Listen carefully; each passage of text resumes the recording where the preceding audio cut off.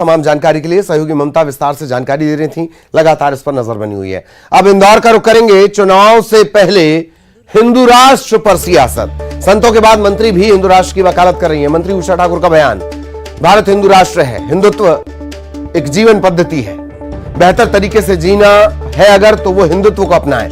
अल्पसंख्यक हिंदुस्तान में ज्यादा सुरक्षित है, सम्मानित है, बहुत अच्छी बात है। अभी अभी इन सब ने डॉक्टर बाबा साहेब अंबेडकर को जाकर नमन किया है, अभी अभी। हिंदू राष्ट्र तो ये है ही।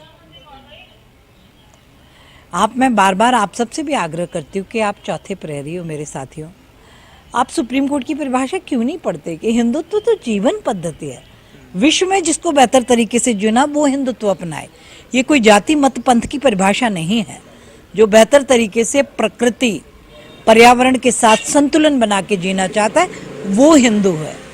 संविधान सभी का सम्मान है। यहाँ कौन सा धर्म ऐसा है जिसको सम्मान और सुरक्षा, जितने मेरे अल्पसंख्यक भाई हिंदुस्तान में सुरक्षित और सम्मानित है वो खुद जानते हैं कि पाकिस्तान में क्या स्थिति है। हिंदू राष्ट्र तो ये है ही। तो सहयोगी अरुण भी आपको नजर आ रहे होंगे, अरुण के पास हम आपको लिए चलते हैं। अरुण, हिंदू राष्ट्र की फिर से बात शुरू कर दी गई है, चुनावी सीजन भी है और याद आता है कि अभी की बात है जब सभी ने बाबा साहेब को नमन किया था। अरुण,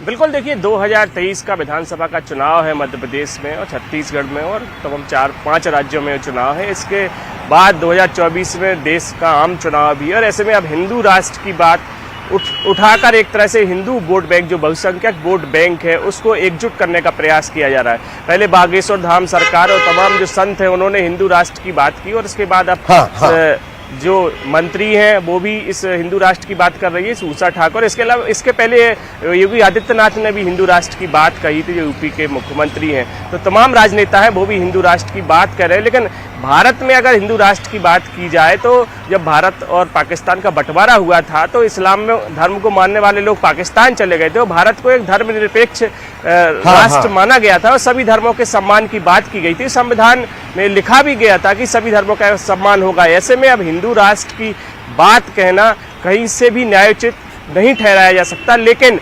1925 की अगर बात की जाए तो 1925 में भी इस हिंदू राष्ट्र की मांग उठी थी जब संघ की स्थापना हुई थी। उस समय जो हिंदुत्व के जो विचारक थे विनायक दामोदर सावरकर, उन्होंने अपनी किताब हिंदुत्व कौन है हिंदू में ये लिखा था कि जो हिंदुत्व को मानने वाले लोग हैं, और उन्होंने एक फ्रेमवर्क दिया था, एक हिंदू विचारधारा का फ्रेमवर्क दिया था। उसी विचारधारा की जो पार्टी है वो अभी सत्ता में और फिर से वही बात। अरुण, दरअसल अजय सिंह यादव साहब कांग्रेस नेता हमारे साथ जुड़े हुए हैं, जरा उनका एक रिएक्शन ले लिया जाए।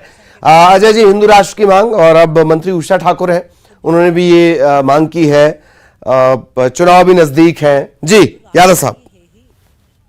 भाजपा के नेता मुख्य मुद्दों से ध्यान भटकाने के लिए इस तरह की बातें करते हैं, जबकि ये वही मंत्री हैं जो टंटिया मामा भील के ताबीज बांट के कोरोना भगाने की बात करती रही हैं और समय समय पे अन्य भी इसी तरह की बातें करती रही हैं। ये सभी जानते हैं कि देश संविधान से चलता है और संविधान में जो प्रावधान है वो सभी के लिए मान्य है। उसमें किसी के कहने या राय देने या नहीं देने का कोई सवाल नहीं उठता है। लेकिन प्रदेश के मुख्य मुद्दों पर बात न करके, चाहे महंगाई हो, बेरोजगारी हो, महिलाओं पे अत्याचार हो, इन मुद्दों पे भाजपा के नेता बात नहीं करना चाहते, इसलिए ध्यान भटकाने के लिए इस तरह की बातें करते हैं जिनका कहीं कोई लेना देना नहीं है। मंत्री जैसे जिम्मेदार पद पे बैठे हुए लोगों को अपनी जिम्मेदारी निभाना चाहिए। अजय जी, नेहा बग्गा जी भी हमारे साथ जुड़ गई हैं, उनका भी एक रिएक्शन हम लेना चाहेंगे। नेहा जी, हिंदू राष्ट्र की मांग मंत्री उषा ठाकुर कर रही हैं।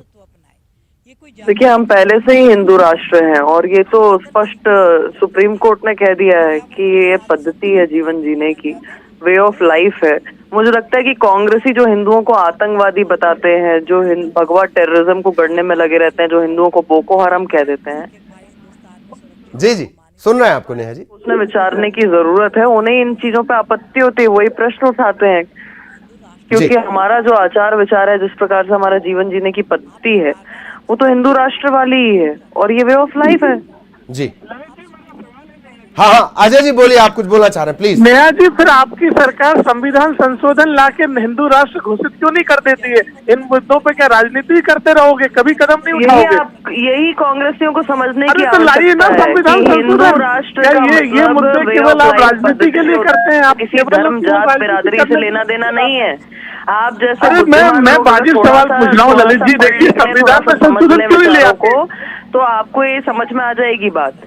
आप देखिए कि संविधान में हमारी जो आपके दिमाग में इस प्रकार का जो कंफ्यूजन है, और संविधान में जो वर्तमान प्रावधान है जिनके तहत आप कहते हैं देश ऑलरेडी हिंदू राष्ट्र है, तो वो प्रावधान तो कांग्रेस की सरकारों ने किए हुए हैं, सुप्रीम कोर्ट आपकी पार्टी का क्या लेना देना है? चलिए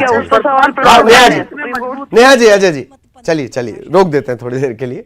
बहुत बहुत धन्यवाद आप दोनों का हमारे साथ जुड़ने के लिए, और अरुण हमारे साथ लगातार बने रहे। अरुण आपका भी बहुत बहुत धन्यवाद। चुनावी साल है, ये चर्चाएं आगे बढ़ेंगी। इधर पंडोखर धाम पहुंचे एक मुस्लिम युवक ने हिंदू धर्म अपना लिया। महाराष्ट्र के रहने वाले जावेद ने गुरुशरण शर्मा पंडोखर सरकार उनके सामने हनुमान चालीसा का पाठ किया, हिंदू धर्म अपना लिया। जावेद अब शिवम बन गया है।